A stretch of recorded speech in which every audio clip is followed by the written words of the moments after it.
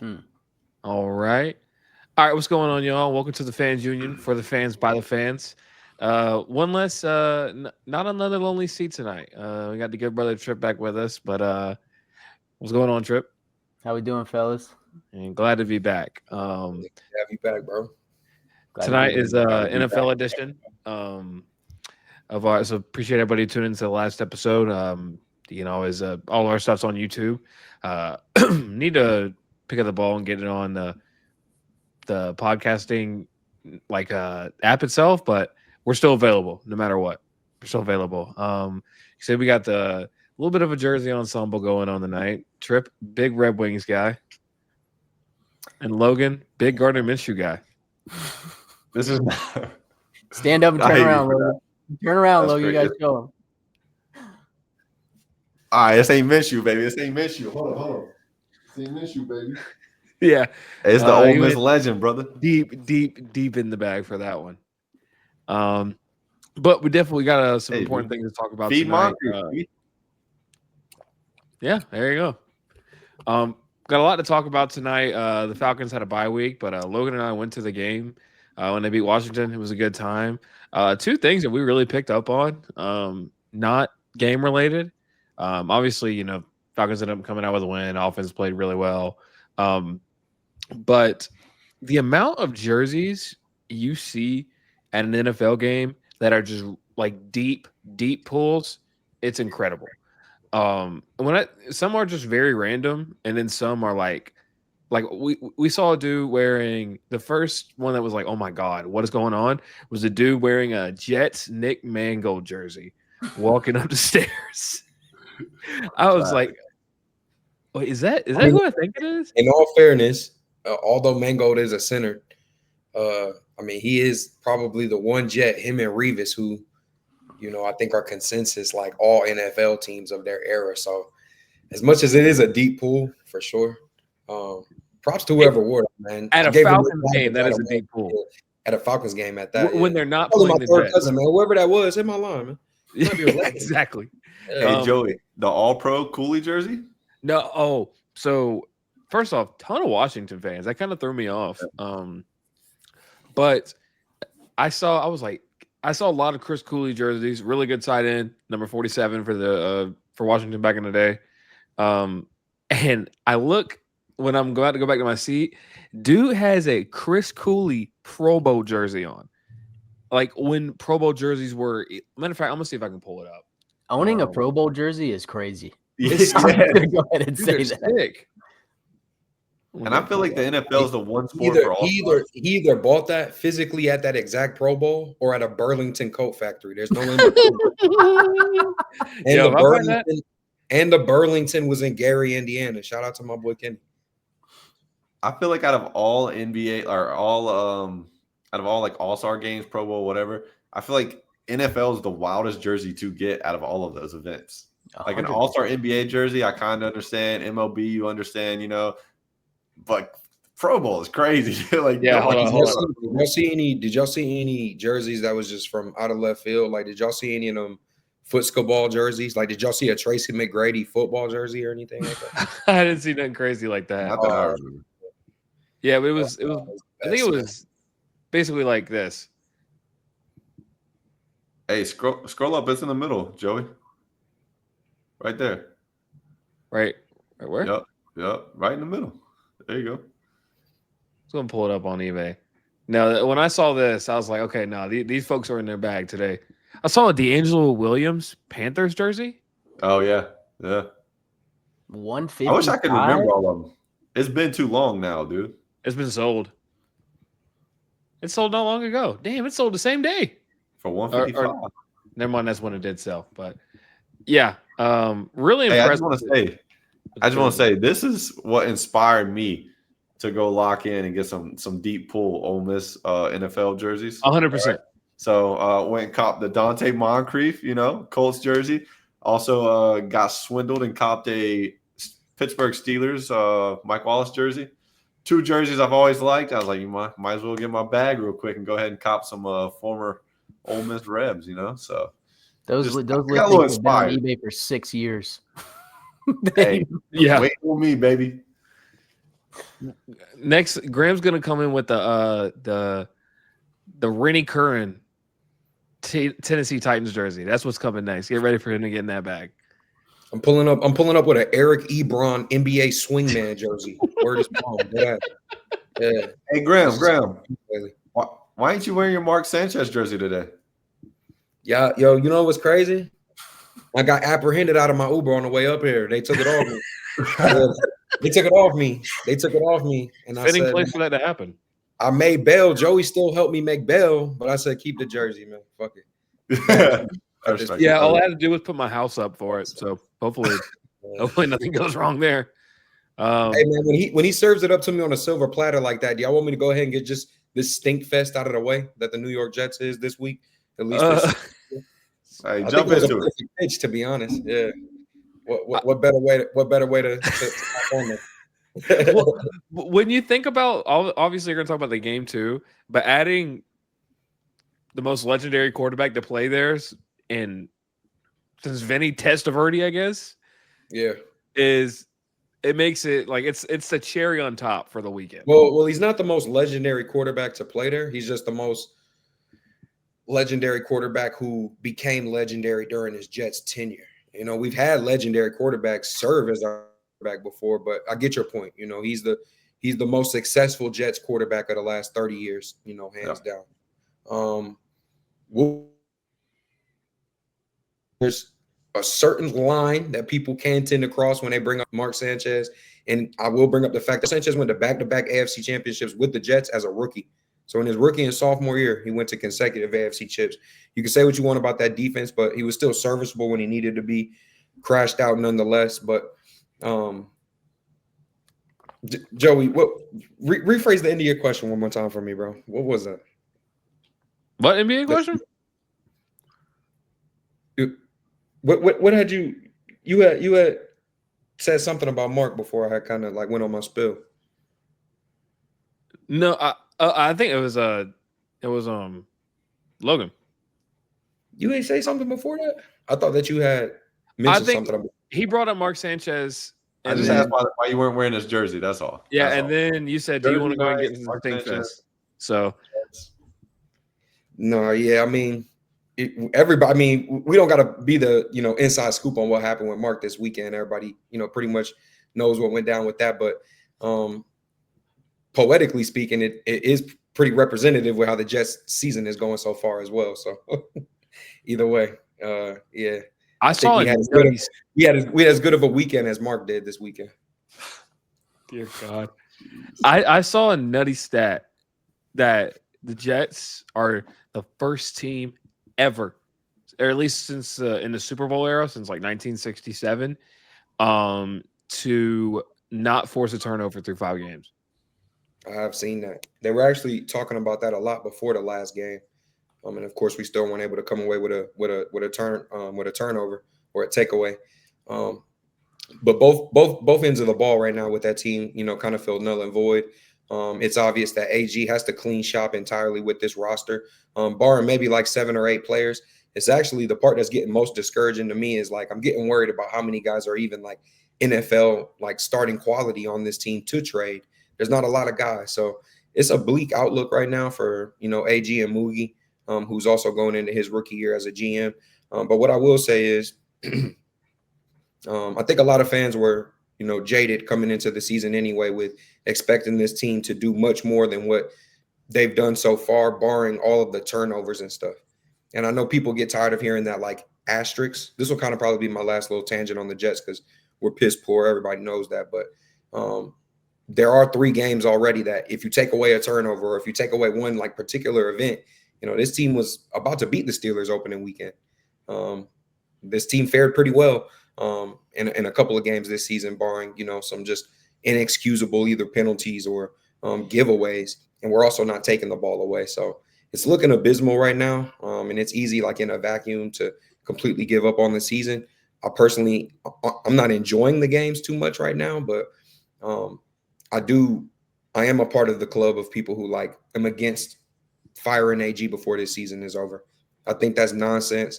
I think there were already guys from the last tenure and the last regime who were giving up on their asses. So why should we expect that they're gonna, play their asses off for an entirely new coach and an entirely new GM when they don't even know what their value is on the worst team in the league? Better yet, anybody who would potentially trade for them. So there's a lot of guys right now who are just collecting checks. Let's call it what it is, man. There's guys in there who are collecting their last couple of checks at one Jets drive. And I'm looking forward to this offseason where AG will have another attempt at, building up this defense through the draft, because this defense is honestly looking like the worst part of this team, which is surprising coming from, Salah being our last coach. But like I said, man, they gave up on him. It's no surprise that they're playing as poor as they are with AG, but we'll see. What blows my mind too is like there's too many talented guys on the defense for him to be playing as poorly as they are. I don't want to be that guy, but I mean, Sauce, I understand Sauce. A lot of times they don't even throw his way. So it's easy to say Sauce doesn't get a lot of, interceptions. He also doesn't give up a lot of big plays. But barring Sauce, even Jamie Sherwood, a guy that we paid a $44 million contract to this offseason, to me, he looked like the sore thumb of this defense all last weekend, straight up giving up on plays and shit. So I agree with you that this defense did look very talented at times, but DJ Reed and a couple of guys who you might be thinking of from that last tenure, they're gone. You know what I'm saying? Yeah, right. So, well, I'm thinking. I mean, you got Quentin Williams too. I mean, yeah, you're right. There's still some monsters on this team. Do you keep Quentin at this point, or do you trade him for what you could potentially do as far as trying to fill the numerous holes on this team? Though, man? I think he's your best trade asset for sure. Absolutely. I think he even has more trade value than Sauce. To your point.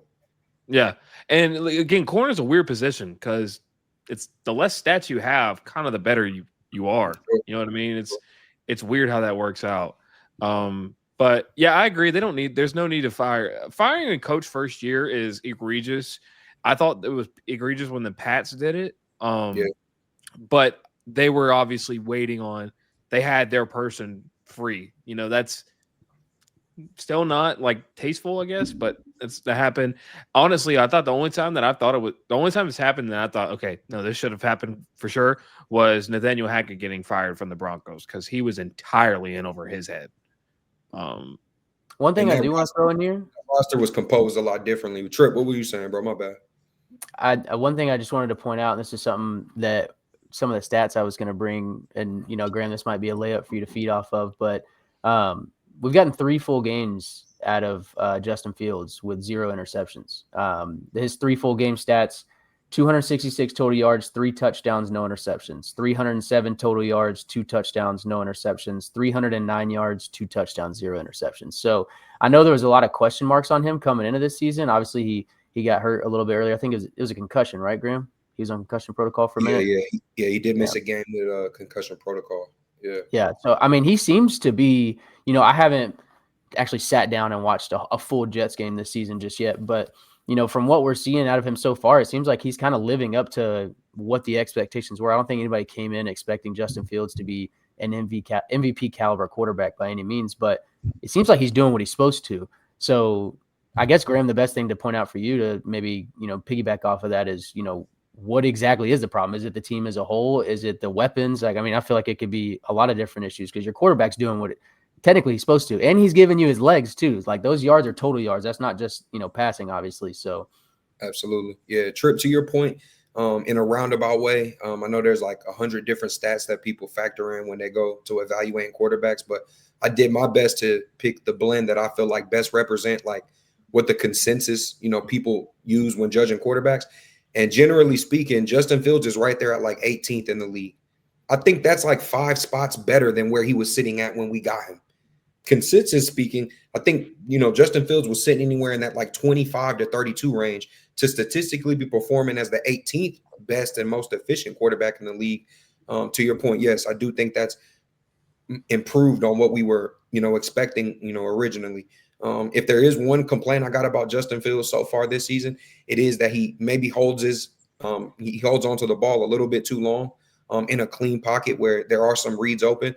You do got to remember he has a guy like Garrett Wilson on his team. Although there's no wide receiver too, Garrett Wilson is still going to be able to get some pretty decent looks throughout the game, especially when you're playing down. So there's been, a couple of plays where I feel like he's held on to it for too long. But other than that, I have no issue with Justin Fields, gameplay so far this year. I think the biggest issue with the team is we don't play complementary football.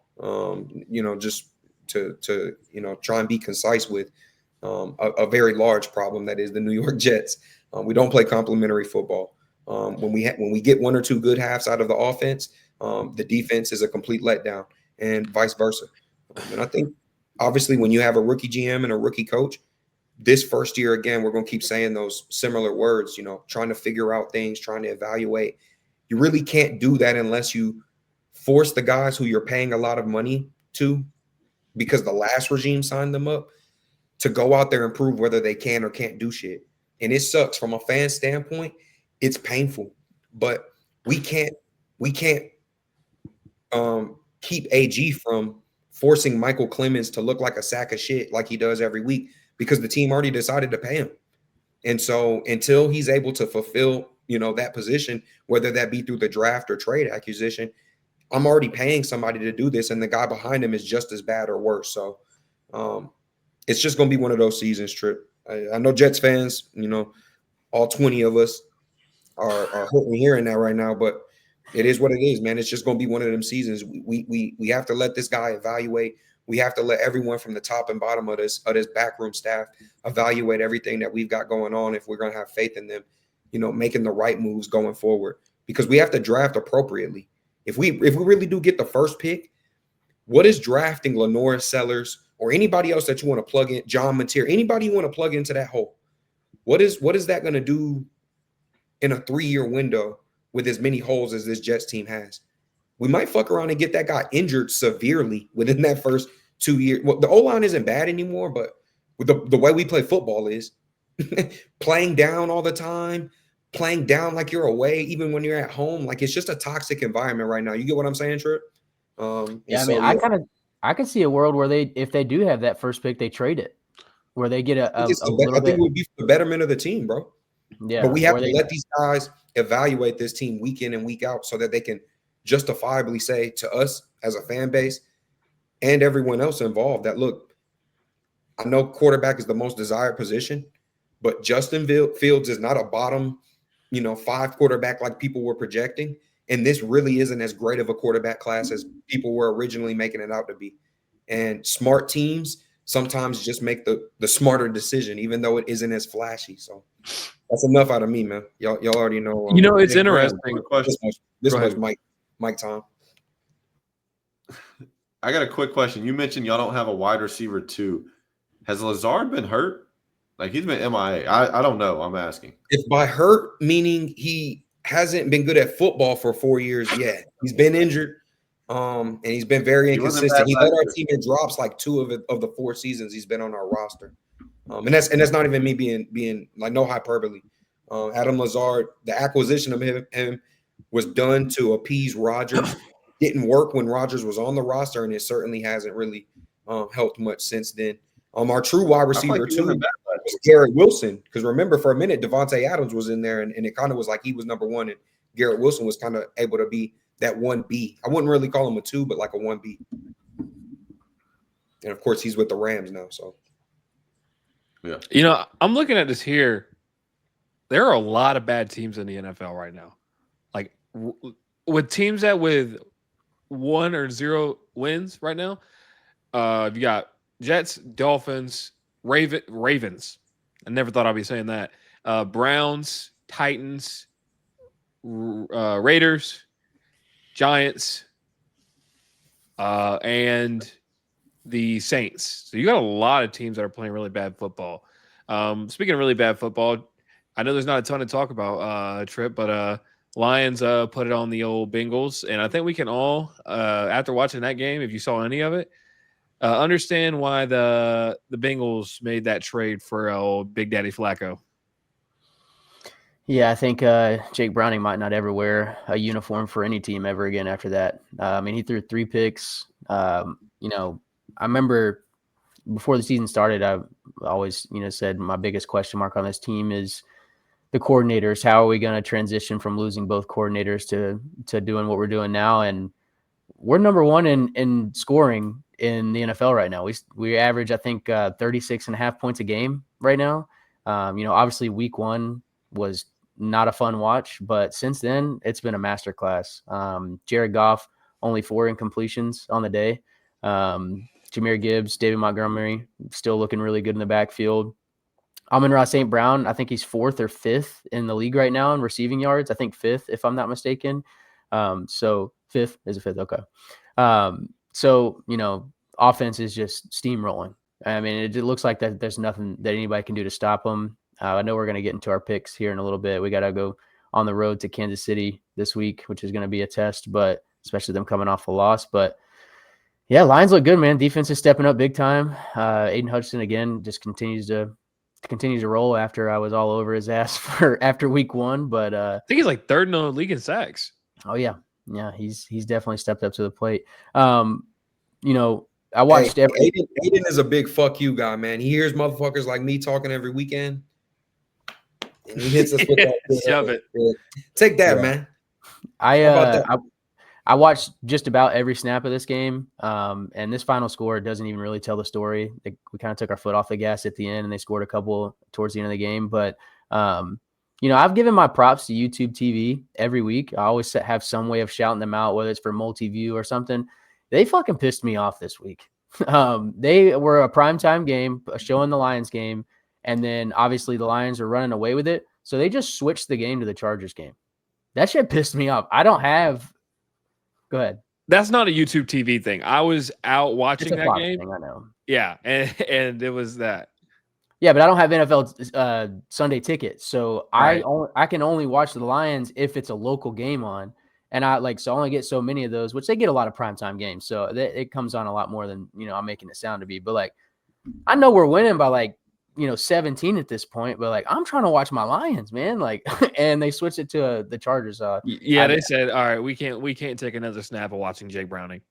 Yeah, which I get it. He had thrown 3 picks at that point. But other than that, yeah, I'm gonna leave my rant about my Lions at that point. Jake Browning has 6 touchdowns and 8 interceptions this year. That is a god. Hey, go pull up Geno Smith's stats. Oh, I think he's still I think it's the same. I'm pretty sure he's thrown 6 touchdowns and I think 8 interceptions too. It's pretty close to Jake Browning's stats. I'm not gonna lie. I think he got 9. And it's not like Jake Browning is throwing the bums. He's got, arguably the best receiver in the league, and another top 15 receiver in the league. Geno's 6 tuds, 9 picks. Jesus. Yeah, I thought he had 9. Dear God. So Jake Browning's not doing half bad, apparently. Yeah. There's always somebody Flacco. I don't know how much y'all watch Pat McAfee's show. They were showing Ty Smith much better, man. One about to drive Uber, one about to drive Lyft. What you mean? But I was watching the clip on there where they were talking about Joe Flacco going to the Bengals or whatever. And it was hilarious because Ty Schmidt on there is a Packers fan. And he was like, fuck. He's like, Joe Flacco's about to beat the Packers twice in 4 weeks because they play the Packers this week. He was like, oh, yeah. They beat the Browns. He said he was wanting a bite of the Jake Browning apple. I was dying, dude. I was laughing so hard. That's hilarious. Dear God. Joe Flacco, though, you got some people to throw to. I'm just saying, you got Gesicki, Chase, Higgins. I mean, don't be surprised. Yeah. I made the joke, comeback player of the year twice. So I don't think that's going to happen, obviously. But I'm just saying, don't count out Flacco. But the thing is, if they can't protect Burrow, good luck, Flacco, dude. Yeah. He's a statue back there. So, well, speaking of comeback, had a pretty crazy Monday night game. Logan said, "I'm showing a tribute to T-Law." Hey, Jags 4-1 right now. Obviously, I know the Colts are really good right now too. They're also 4-1. My prediction's not looking as bad as everybody was reacting to it now. But I don't think anybody counted Houston being as bad as they were, obviously. But yeah, so Jags were down. You can't mention the Jags without mentioning them new sick ass jerseys that they got too. I know they got the Byron Leftwich era ones. Yeah, man. Yeah, those are sick. The Jags were down 14-0, end up coming back. Trevor Lawrence scores on maybe the flukiest go-ahead touchdown of all time. But I was really impressed. I think he's just such an easy guy to root for. He's just is a good dude. It's very just easy to get behind. And seeing him on a stage like that, show out the way he did, it really got me excited. Brian Thomas Jr. finally got in the mix a little bit. 4 catches for 80 yards. He had really been struggling this year in terms of getting touches. So kind of seems like maybe Kansas City. It looked like they were gonna ice the game with that last drive, but it looks like they may not have that. We're gonna beat you no matter what, and it's gonna be ugly anymore. They might, because they're 2-3 now, heading to Detroit. That's not an easy game, obviously. We're gonna talk about it in a little bit, but man, what a game! Here, let me share this too. Adam Schefter tweeted the other day, after Monday night's Jaguars win, there have now been 17 games this season with a go-ahead score in the final minute of regulation, the most through 5 weeks of a season since the 1970 merger. So what's that? 65 years. Yeah, absolutely insane. Or 40, however long it is. Maybe it's 45. Yeah, so wow, it's been such a good season in terms of excitement. You want to see late game action. It's been really good. But yeah, talk to me about this game a little bit, fellas. I just want to say, just going real quick, and then I'll jump into the game. Off of that statement you just made, talking about good football, good games, dude, shout out to primetime games. Like just this week, like I just want to touch on these 3 games just real quick. You get an overtime win. San Fran beats the Rams 26-23 in OT. You get New England and Buffalo 23-20, and then you get Jacksonville, Kansas City 31-28. Like we could not ask for better primetime games this week. And honestly, there's been a handful of times where we've talked greatly about primetime games this year. So like I think we've honestly been blessed with some pretty damn good primetime games this year. Yeah, NFL's hitting home runs right now. Oh yeah, for sure. Like they're in there. The script is doing its thing. Script is scripting. The script is scripted. But yeah, so obviously going on to the Jags game. What is it about coaches who have like cringy press conferences and then they turn in to be like something, Like I remember Dan Campbell getting made fun of because he's talking about getting up and biting kneecaps off in his press conference, and everybody's like, all right, dude, let's calm down. And then you got Cohen with the Duval, and now he's out here slicing and dicing, dude. So I don't know. It's fun to see the Jags good just because Trevor Lawrence is, the best college recruit ever, second best, whatever it is. Right down the road. Yeah. So it's like, it's cool to see him, obviously had tons of high school success, tons of college success. I think the Jags made the playoffs once with him, if I'm not mistaken. And are they the ones that blew the lead in the playoffs or came back, right? I think T-Law's made it twice, but both of them were like wild card appearances. I remember they were getting beat like 28-0 by the Chargers, and then Chargers ended up coming back and beating them. Right. So, but it's good to see, Trevor Lawrence get on prime time. They obviously got some bigger players on defense too that, are exciting to watch. But I'm just I'm shocked at how bad the Chiefs look, to be honest with you. Like it seems like they lost their fastball. It's almost like watching a pitcher in year 17 and that fastball just doesn't hit 98 anymore, It's like they certainly aren't Jacob DeGrom. They year 17, but they not pitching like DeGrom is. Yeah, right. Yeah. That's a very good comp. Hey, it feels like watching Spencer Strider this year. Just saying, Spencer Strider went from that 102 gas to that 97 gas, and it wasn't the same. But anyways, getting back to football here, the topic at hand, it just something about the Chiefs seem off, and I don't really know what it is because I feel like they have talent on offense. Like I don't want to say Hollywood Brown is the guy. I don't want to say Juju is the guy, but they got this young guy, Tyquan Thornton's looking good. But it's like it seems like they have enough pieces to be better than this. I don't know what is missing exactly. Pacheco hasn't looked like too good this year, I don't think. And I don't know, like you kind of said, Joey, earlier, like it seems like they always have you right where they want you, and then as soon as you think you're going to win, all of a sudden, not so fast, my friend. Yeah. And this year just hasn't been the case. I don't mind seeing it. I love some parity in the NFL. I love seeing new teams be the top dogs and whatnot. But shout out to you, Joey. You predicted the Jags, and man, does that pick look oh so great right now. I'll give it to you. They've looked pretty phenomenal through the first, 5-6 weeks now? 3-1. They're 3-1. I was Right? thinking 4. I was thinking 4-1. They're 4-1. Okay, 4-1. So yeah, Jags look good. You can run with it. I'm still waiting. Maybe it's out there and I haven't seen it yet. I'm still waiting on the clip where it's like the circus music when Trevor Lawrence falls. You know what I'm talking about? Like I'm just waiting. Yeah. Well, not even that one. Like the one where like they keep running on and on and on. You know what I'm saying? Okay, The one gotcha. you're doing is more like the juggling shit, but I'm talking about the other one where it's like they're chasing Tom and Jerry type thing. Because stumbling, bumbling, tumbling, and then getting up and somehow like as soon as he got up and turned to his right, like I'm literally like looking over his right shoulder. I literally go, "There's no shot. There's no shot. There's no shot," and he's just steadily stumbling and somehow finds the end zone. And I'm just like, that is the most Cartoon Network touchdown to win a game I've ever seen in my life. It was hilarious. That's something that would happen to that Witchcraft Stadium in Kansas City, Missouri, at Arrowhead. That's something that would happen there. Yeah, that is true. But I mean, I think it was a great game. Jags look great, and really, I just really want to touch on how happy I've been to watch these primetime games, and they be good all the way down to the wire. To be honest. Yeah, I think a couple of things that are important to point out from some of the things you said, Logan. I know you said the Chiefs look like a team that lost their fastball. They look like a team that just had Tommy John surgery. I don't know what it is that they got going on. And I'll tell you what their biggest problem is. They have an offense. You didn't even mention Xavier Worthy, which I don't think you did on purpose, but like that guy's been electric for them. You know, I think their run game right now is arguably the biggest question mark. I mean, Isaiah Pacheco is averaging like 32 yards a game right now. Patrick Mahomes is leading this team in rushing yards as the whole team.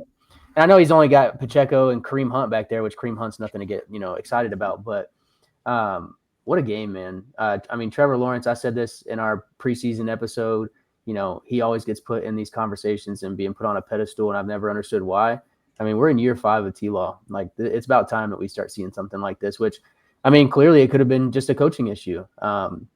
Jacksonville cleaned house and pretty much started to get over again this year, and it's, clearly showing that that's paid off. I'm seeing a lot of Falcons fans chirping on Twitter about like, hey, see what happens when you fire a coach and bring somebody new in with some energy. And let's not forget that this head coach is the one that made Baker Mayfield look like the way he did last year. I'm not saying that Baker's not already a dog as it is. We already know that, but coaching plays a big factor in that. So I'm happy for Jacksonville. I'm happy for T-Law. He's a guy that I've always liked watching. I've just been waiting for him to finally have a breakout season. I hate that it's taking him this long, and I hope he stays healthy. But that touchdown, man, that might be the craziest touchdown I've ever seen. Like, that dude fell, got back. Well, he tripped over his right guard, if I'm not mistaken. His foot fell, got back up, fell again, and somehow still scrambled for a touchdown. Like, that was – if I was betting on Kansas City that night, like if I had Kansas City money line and that's how I lost my bet, I would have thrown up. I'm raging, bro. But like y'all said, man, these primetime games have been insane to watch. We're in a year where the Chiefs and the Ravens have a losing record 5 weeks in. Like, football is going crazy right now. We're being blessed. And I'm not trying to hate on the Chiefs or the Ravens, but it is nice to see some other teams step up what we haven't seen in a while. So, hey, talking about that Trevor Lawrence last play, it's almost like somebody falling into Buffalo Wild Wings. You know what I'm saying? Those old commercials. Yeah, it's almost like that. And then Trevor Lawrence overcame it. You know what I mean? It's crazy. That's a great pull. I love bringing that commercial up. So, Graham, what you got? No, I didn't know. I really wasn't even able to watch too much of this game, but it's always good to see Brian Thomas get back involved in the offense because he is one of the players from that team that I do enjoy, watching when I am able to, see those guys play out in Jacksonville. And it's going to be for the betterment of those rookies and the rest of those younger guys as well on that offense. Getting their star player involved early in all their games is going to be the fastest route to them being successful with some sustainability. We know that like coming out and trying to target Travis Hunter 12 times to start a game, it's that's not the recipe to success in year 1 for him. Y'all are still trying to figure out how y'all are trying to utilize him during that time and for the foreseeable future. I never see there being a time where Travis Hunter is wide receiver 1 over Brian Thomas Jr. So it's always good to see Brian Thomas is getting back involved with the offense in a positive way. So Yeah, not too much to Travis add to did that. have an insane Good to catch see the too. Bills knock off, the Chiefs. Yeah, Trip, you said Travis Hunter had an insane catch. Insane catch. Yeah, Oh, It was he in like did. triple coverage. It was crazy. Yeah. that dude. I don't think he's a superior route runner by anything, but he's a special athlete no matter where you put him on the field. So that's definitely right in his bag of tricks. Also, including a primetime game, we don't have any more undefeated teams.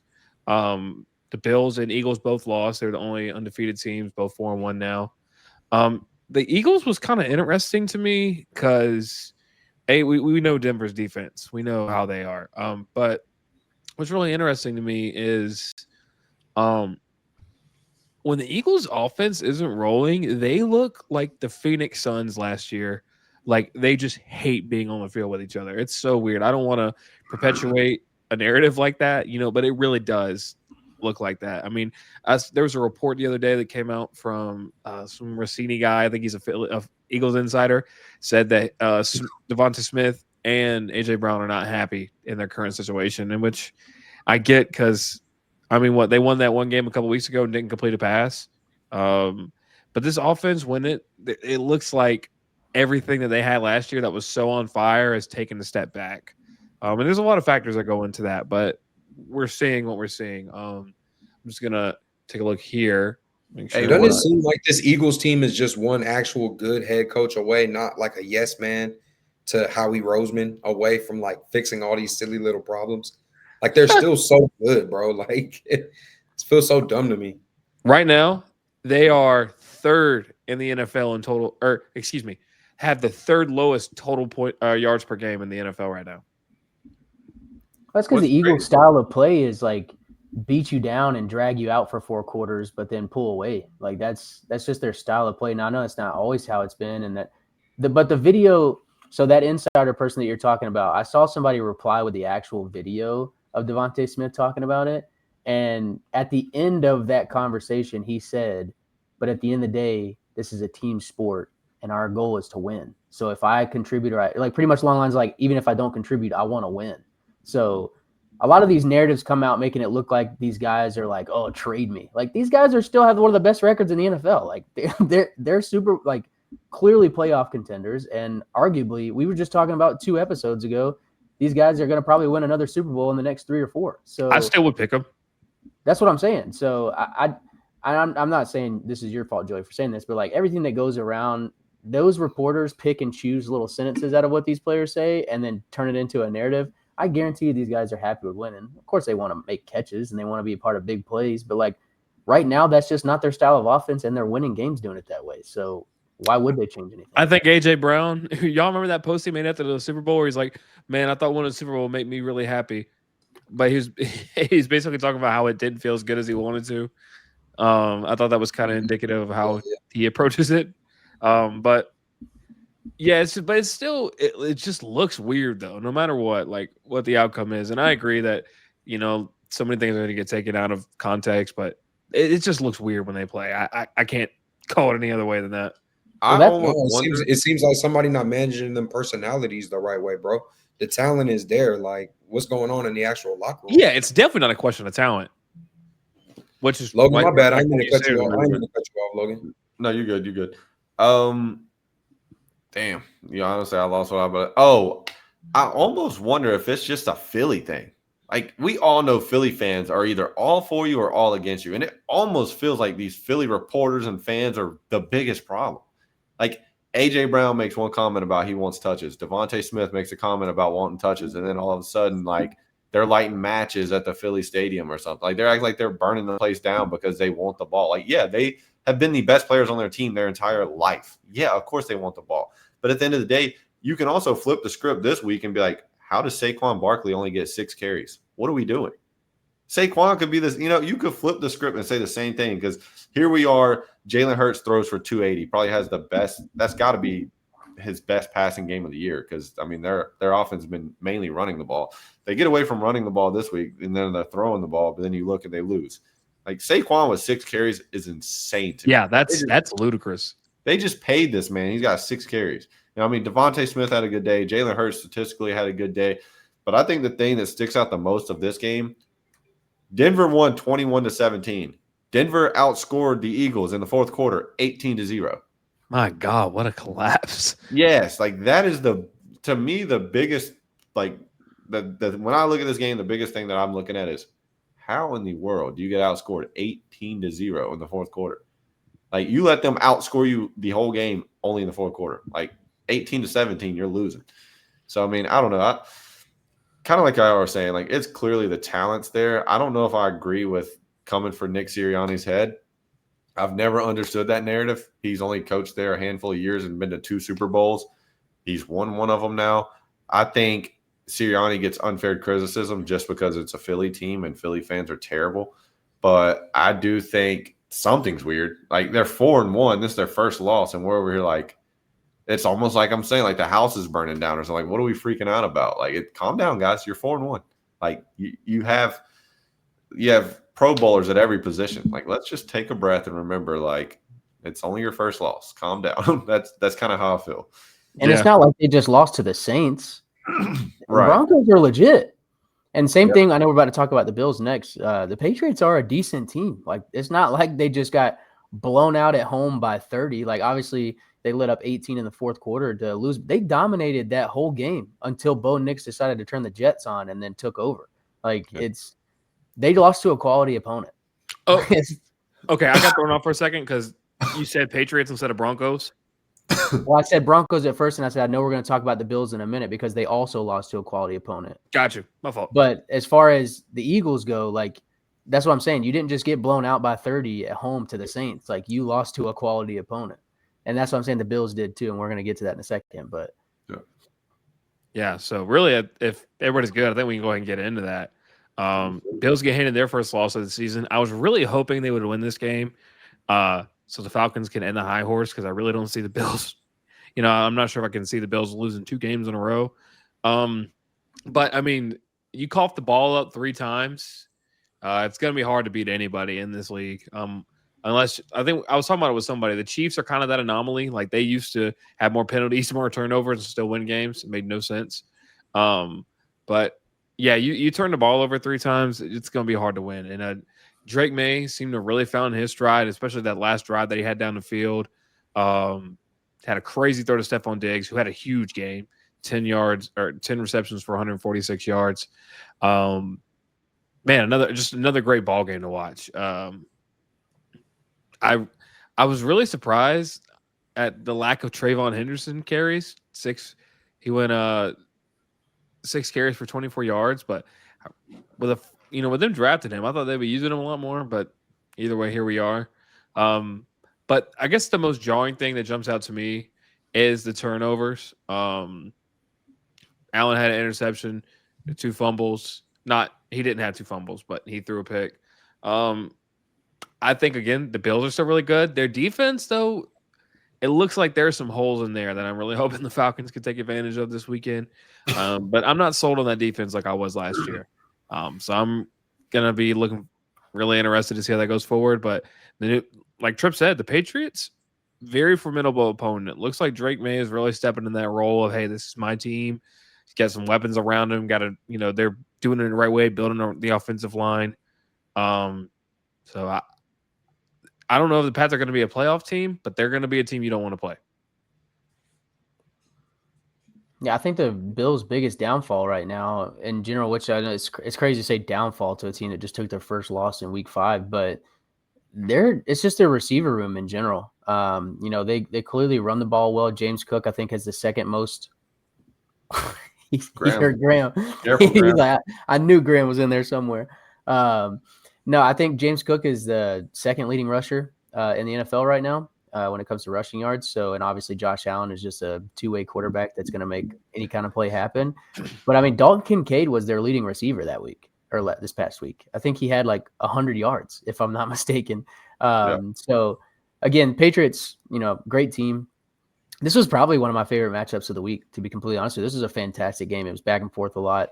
Both quarterbacks still played very well, but Drake May definitely is stepping up to the plate, which I was high on him when he got drafted anyways. But I think I said this I got a good buddy of mine that's a Patriots fan, and we talked about this at the beginning of the year.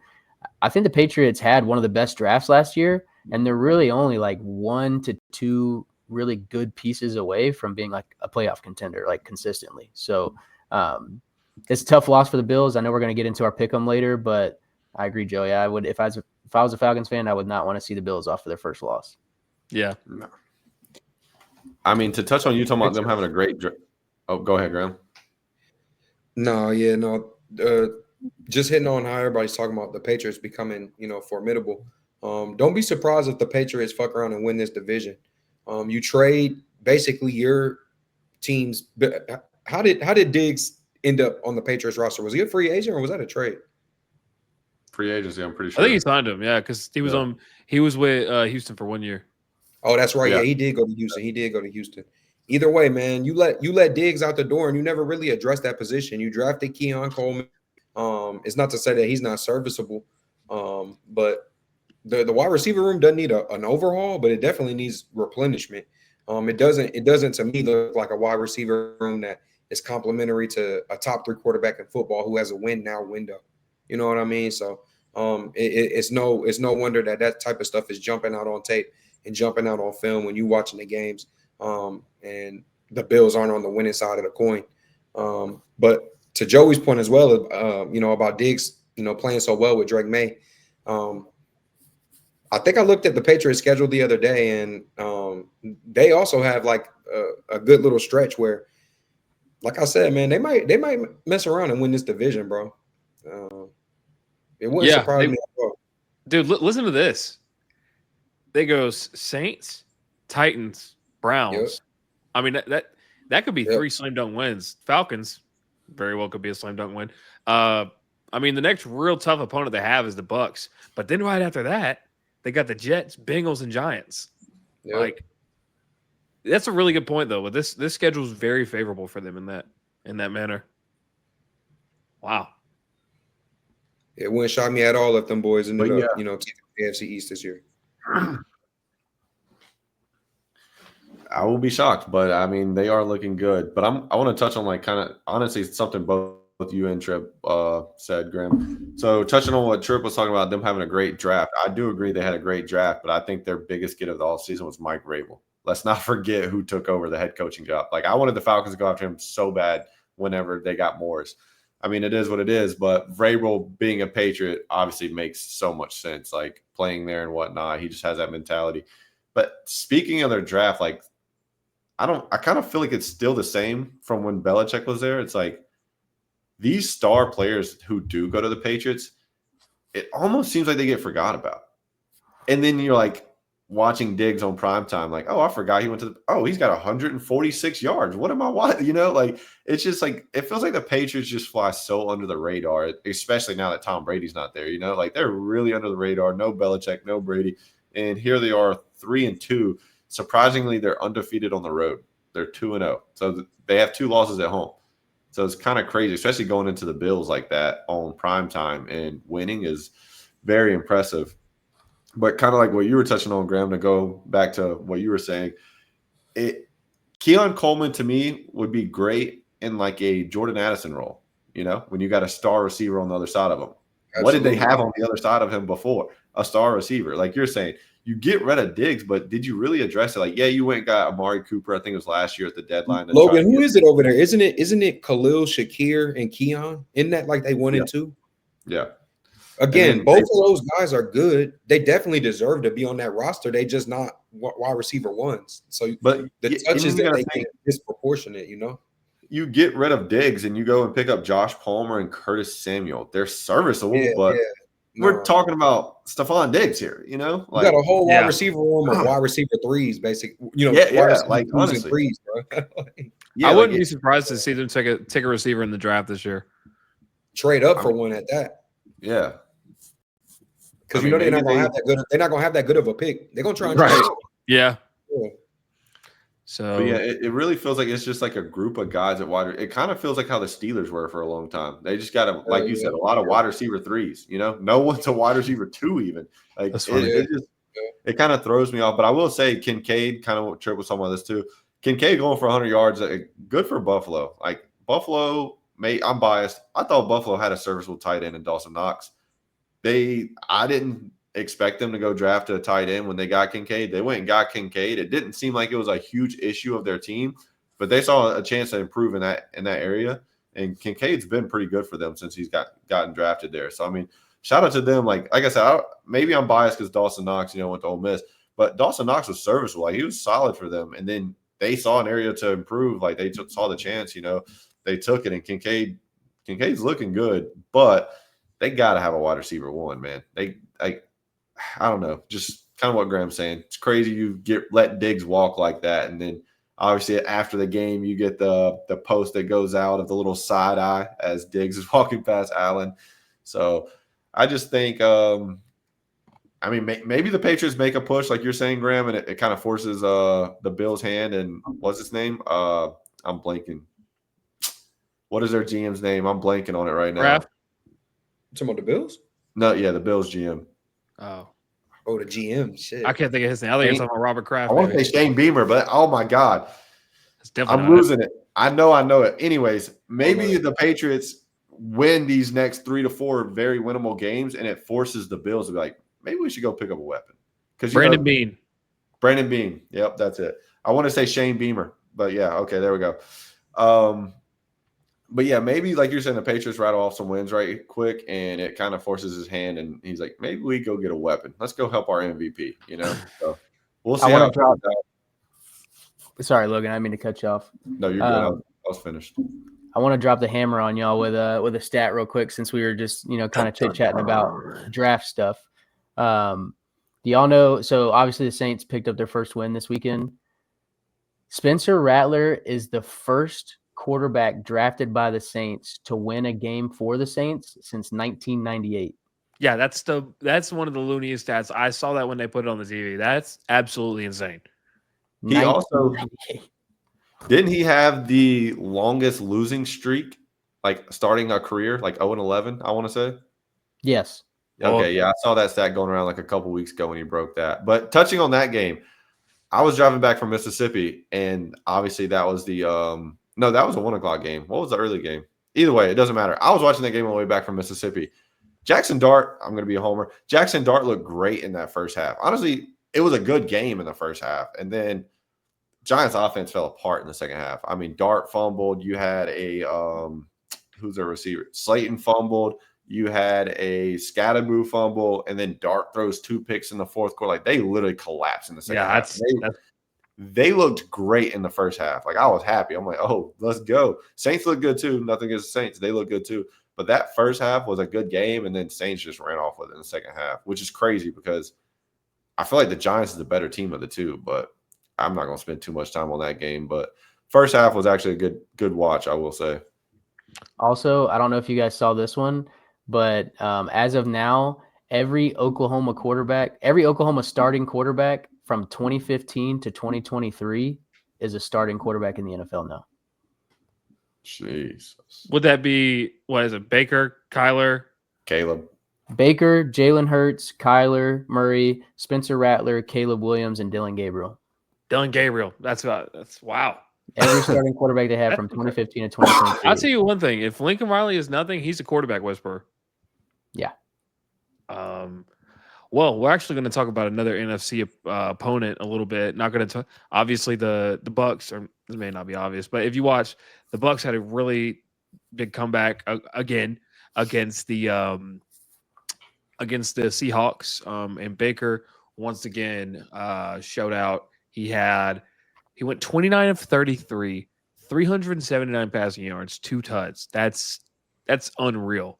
And with a year, I don't hope this didn't sound like I'm discrediting him, because I'm not. But especially in a year where, it seems like the 4 horsemen of the MVP conversation is going to be Mahomes, Lamar, Burrow, or Allen. I think if the season stopped right now, I think your MVP this year is Baker Mayfield. I'm looking at it right now. He's 4th in the league in passing yards. He's thrown 10 touchdowns and 1 pick this year. I think it was the really bad pick against Philly. But this guy, he's turned into a gamer. Every time he plays the Falcons, for some reason, he can't make a wrong decision. It's incredible. But I think I think it might be time if you're gambling people, might be time to take a look at those Baker Mayfield odds on MVP because I think he's trending to be the MVP this year. Don't forget, he's had a game-winning drive in every game they've played this year so far, too. All 5 games, he has driven the ball down the field to win the game in the last drive of the game. Trip, I like that because it's not just what you do, it's how you do it and how you look while people are watching.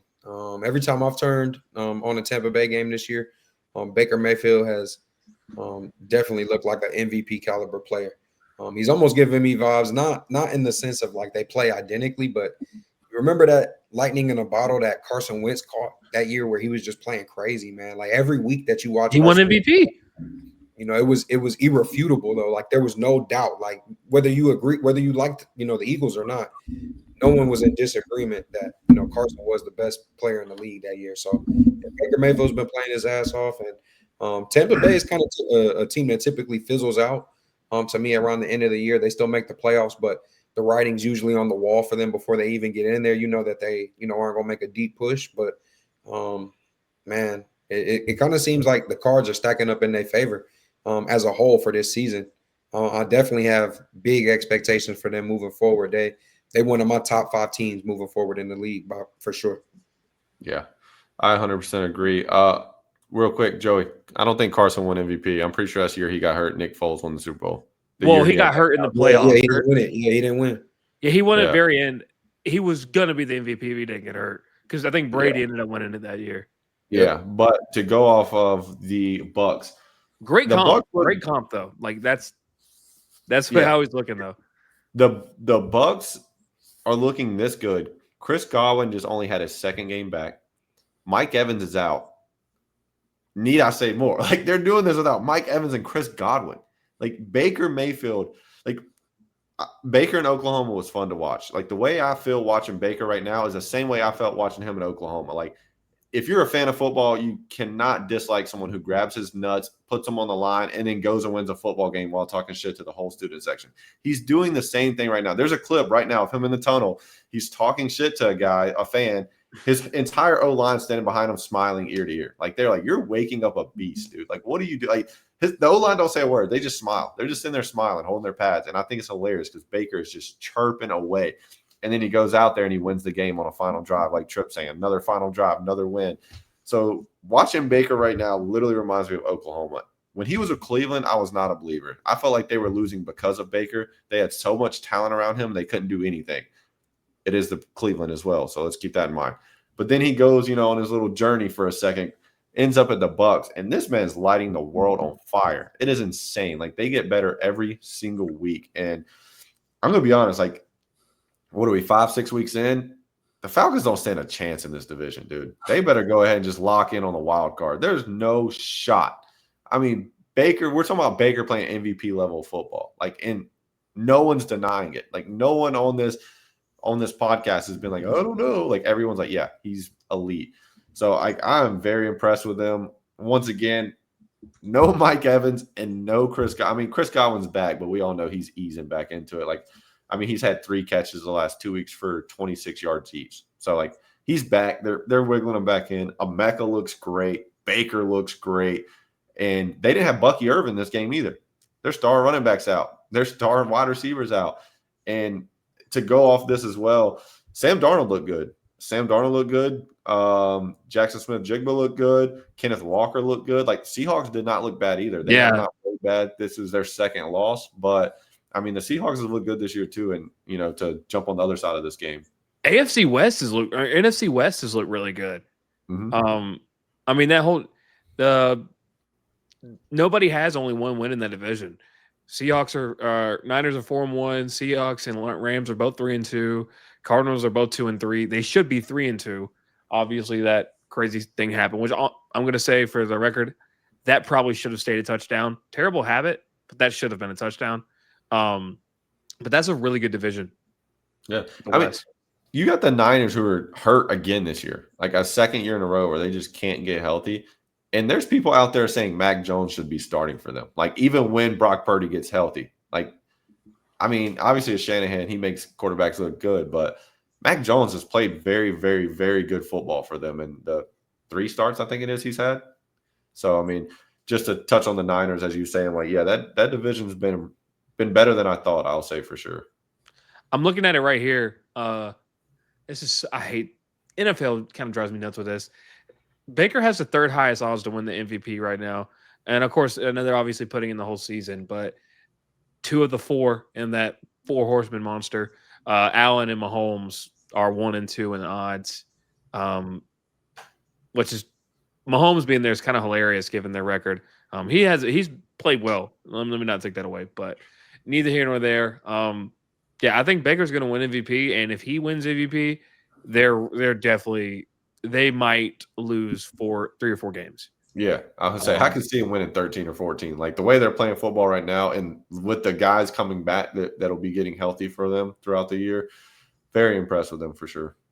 Well, I think Baker is doing kind of like what Graham was saying with Aiden Hutchinson. Like, watch this. I think Baker heard me pick the Falcons to win this division and was like, all right, let me shut this little punk ass kid up. On top of that, it's their personalities too, though, bro. You know, like, and it's good that they play that way. To your point. Yeah, and that's what I love about Baker. And I know Logan was talking a lot about, he's just got that dog in him. I mean, Emeka has a case for Rookie of the Year too. On top of that, we might see 2 big awards be going to that Bucs team right now. So not only, like Logan mentioned, he's doing it without Mike Evans, Chris Godwin's working his way back. This offensive line is banged up too. I mean, he's just a playmaker at the end of the day. I love Baker, man. I mean, he's just one of those guys that's just fun to watch. And like Logan said about the video of him chirping at the Seattle fans, he said, you're going to be real quiet at halftime. Watch when I come back in this tunnel. I was dying laughing at that, bro. Yeah. But, and then he came back at the end and was like, the same time and place or something like that. Yeah. So, hey, speaking of you talking about he's fun to watch, so it just reminded me of someone else who was fun to watch in college. I saw under that video we were talking about, Trip, someone commented under that video and said Baker Mayfield is everything we thought Johnny Manziel was. And it's so true, dude. Like, if you really think about it, like, freshman year, Johnny Manziel had the world in his palm, man, like literally in his palm. And then it feels like Baker is literally the same way right now. It's crazy to watch. The best one that I saw something like that is said he's the Tom Brady at Johnny Manziel's.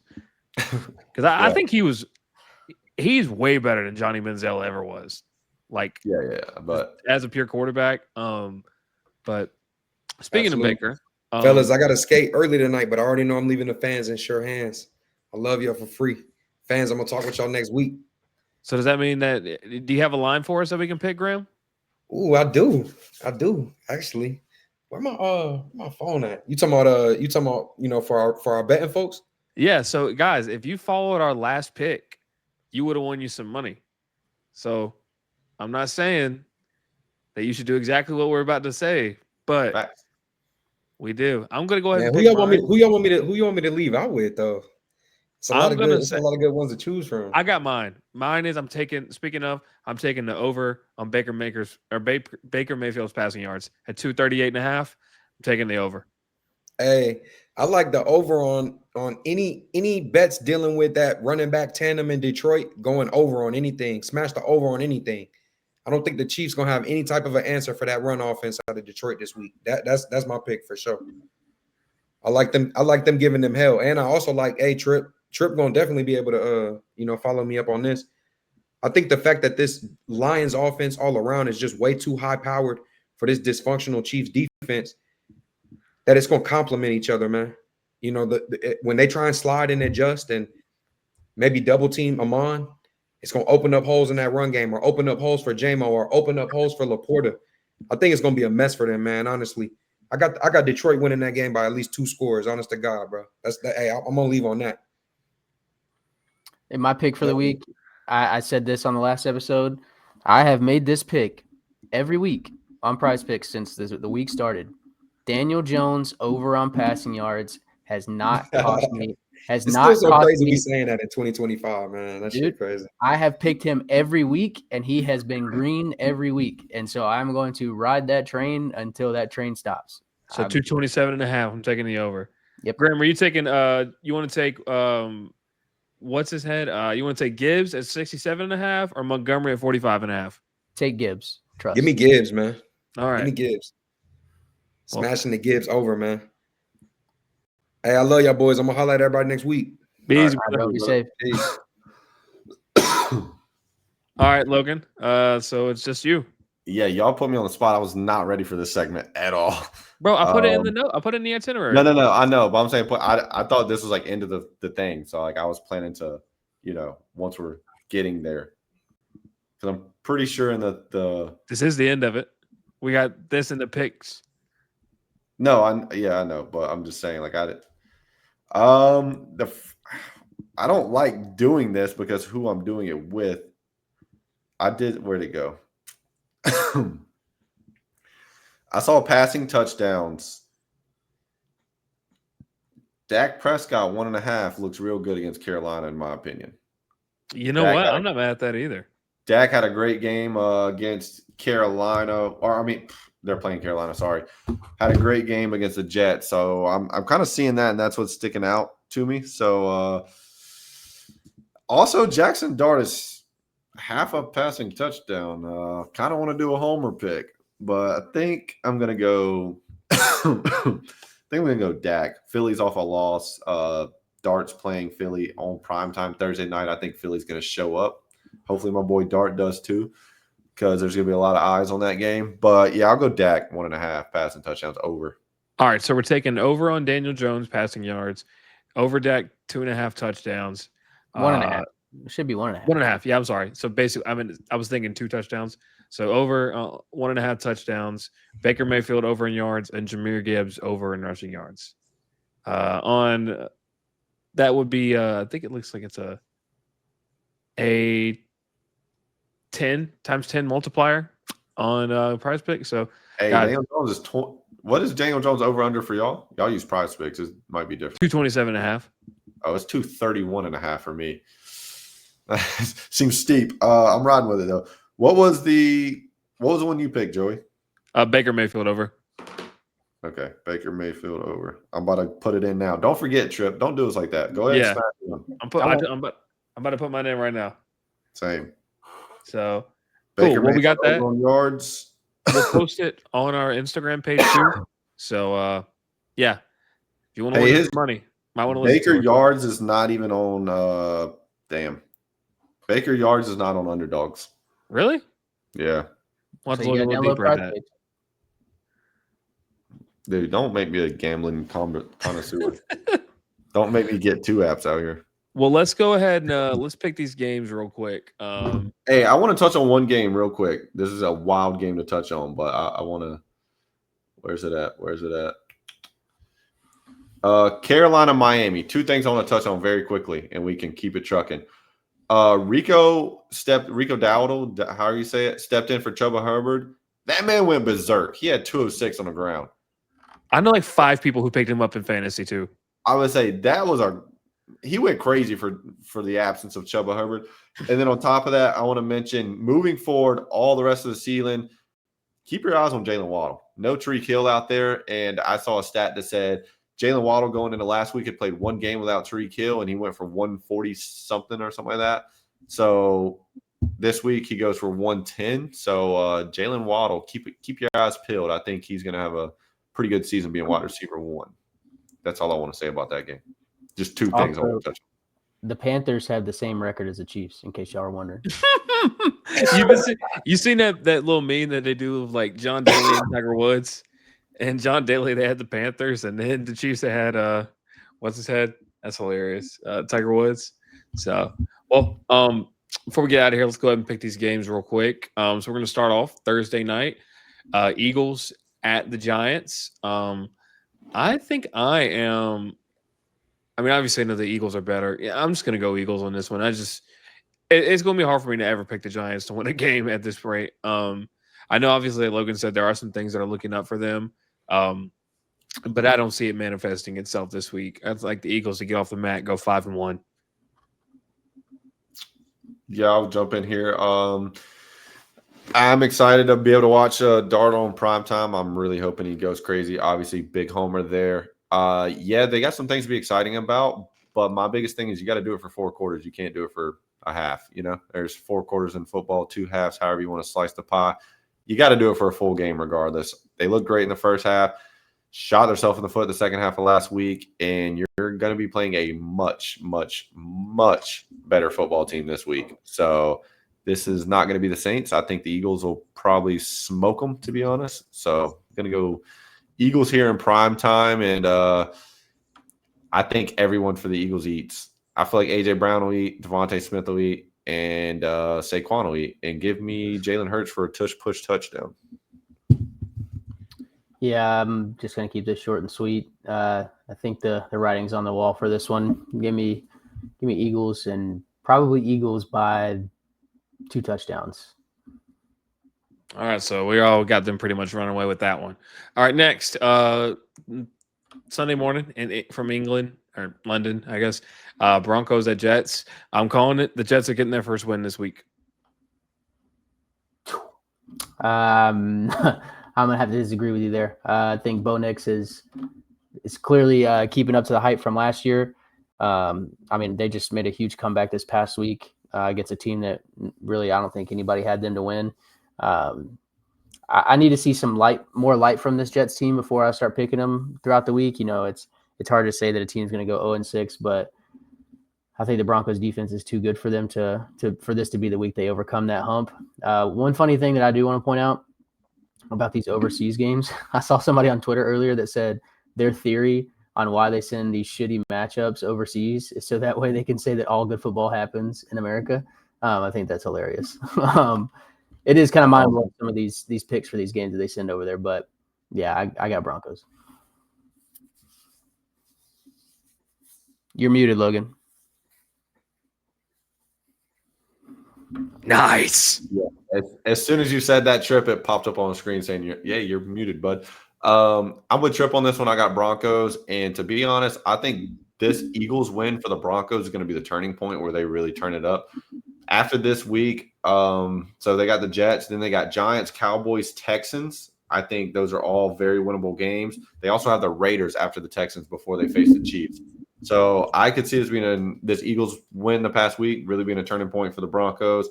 I think they probably, let's see, Jets, Giants, Cowboys, Texans, Raiders. They probably win 4 of those games. They'll probably win 4 or 5. So I think Broncos are about to get hot. I'm going Broncos here. I would not be surprised to say that at all. And hey, I would support my pick of them in the preseason. Right. I feel like Rams and Ravens would have been a game we would have talked about, but with Lamar out, there's just nothing to discuss. So 425, we've got the Bucks and the 49ers, 2 4-1 teams. I'm riding the Baker hot hand. All the comeback wins, man. Again, like we just talked about him, I can't pick against him right now. Could this be the week where San Francisco's injury vulnerabilities come to light a little bit more? I think so. So with that, I'm going to take the Bucks. Yeah, I'm going to follow suit with Joey on this one. Bucks are red hot. The Niners are winning, but the way the Bucks are winning, kind of like Graham said earlier, it's not always how you or what you do, but it's how you do it. Buccaneers are winning in dramatic fashion and looking like they're controlling the end of games. And Niners, they look good, but I just think the Bucks are red hot. So I'm riding with the Bucks on this one. I'm actually gonna split hairs with you guys here. I'm gonna take Niners. The reason why is because it's taken the Bucks to have 4 game-winning drives to win these 4 games. And so with this 49ers defense, I don't think that formula is going to work too well against this defense. I think that this is still going to be a great game. I would not be surprised if the Bucks pulled this out. I think this is more of a coin flip kind of game. But I think that the missing pieces on the Bucks are really going to show this week. Before we move on to the next one, though, I know you'd said, there's really nothing to talk about when it comes to the Rams, Ravens. Obviously, Lamar's out. Ravens are 1-4. I'm going to hit y'all one last stat before the end of the show. So, seasons with the most receiving yards in one single season. Calvin Johnson, number 1. Cooper Kupp, number 2. Puka is on pace to break both of their records right now. He's on pace to hit 2,000 yards. And all 3 of those receivers were throwing passes from Matthew Stafford. So just going to leave that out there. That's beautiful. Top 2 I'm so glad we got you here. Are because of Matthew Stafford. Not because of Matthew Stafford, but he was their quarterback. And Puka's got a chance to break both of them. So that would be his third one. Wow, that's incredible. Shout out Matt Stafford. Give him the Hall of Fame. First ballot. Yeah. That Super Bowl solidified that. Okay, so we got Chiefs. There's 2 Monday night games again. Dang it, I didn't even realize Well, that. yeah, the Falcons are one of them. Come on, bud. I knew that. I didn't realize the Bears and Commanders. No, I'm saying like the Falcons are so bad that even when they get Monday Night Football, you got to throw another one on because. Oh yeah, fair enough. Well, before we get to them, Sunday night game, Chiefs at Lions at Chiefs. Like you were saying, the Lions have been putting on a master class, like you said, Trip. I don't see us slowing down. I think they're going to keep rolling and send the Chiefs to 2-4, and America will rejoice. Yeah, I'm gonna ride with my Lions here. Same reason, they're highest scoring offense in the NFL right now.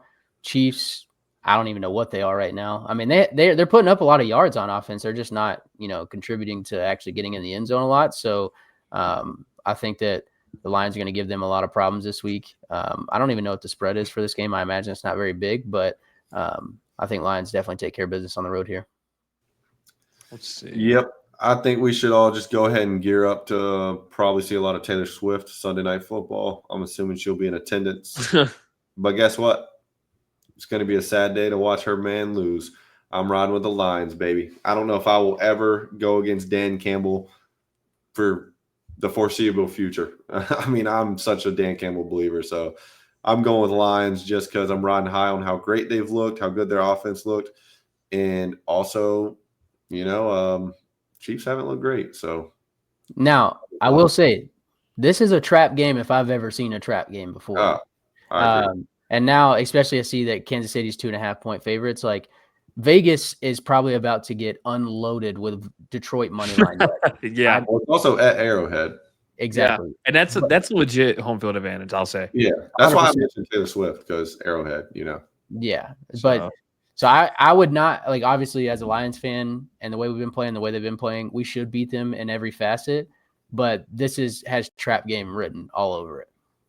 I'll be sick to my stomach if we lose this game, but I would also not be surprised because of how the Chiefs play. So. Well, we will see. I do want to hone in. I want to go back to this. I thought it was pretty cool. The Falcons are playing the throwback unis this week, and they put the logo on here.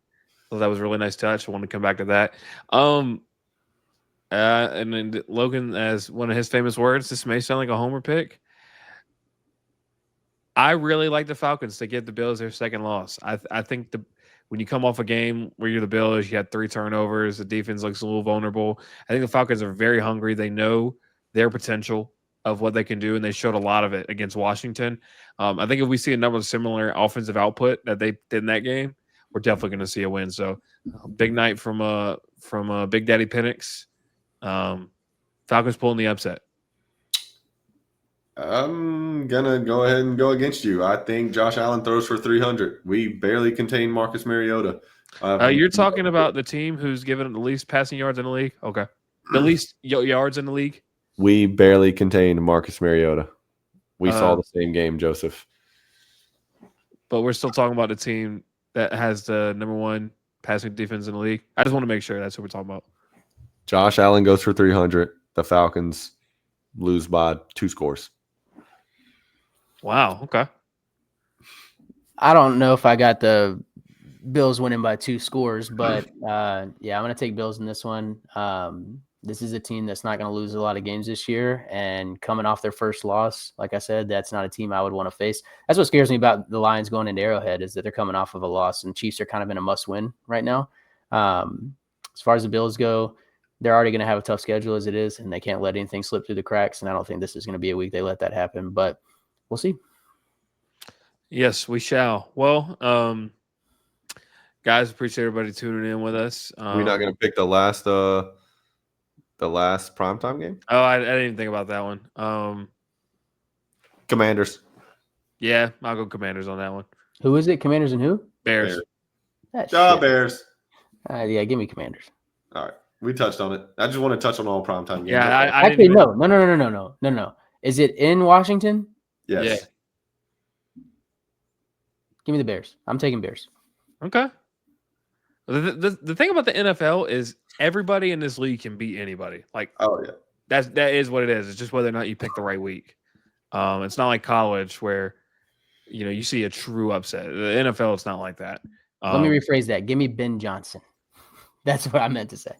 Hey, going off that, Joey, just going off that, I hate when someone is talking NFL and they go, so-and-so upset so-and-so. Stop it. It's the NFL. There's no such thing as an upset. Unless there's a 2-12 team who beats an undefeated team at the end of the year, do not give me no upset BS in the first half of the season. I can't stand that, dude. I know I just said upset too when I was talking about it because I was just looking at the spread of it. Yeah. It was favored calling it. But yes, I agree. And honestly, in college, like I think we were talking about it the other week, Penn State or Oregon beating Penn State was not an upset. If Penn State would have beat Oregon, that's not an upset. If teams are three rankings apart, that's not an upset. I'm not going for that. Yeah, I agree. I think the word upset gets thrown around way too much. So, well, again, guys, appreciate everybody being here. Make sure you put in that bet that we told y'all about if you want to win you some money. And if not, it's Trip's fault. So I appreciate everybody too. Hey, Trip's the high hand in Prize Picks. I ain't gonna lie to y'all. Joey said he will personally Venmo everybody that places that bet if it doesn't hit, and I will be dropping his Venmo tag for everybody in case they need to request it from him if it doesn't hit. But it's going to hit anyway, so just trust him. Yeah. So, all right, y'all. Well, until next time, peace.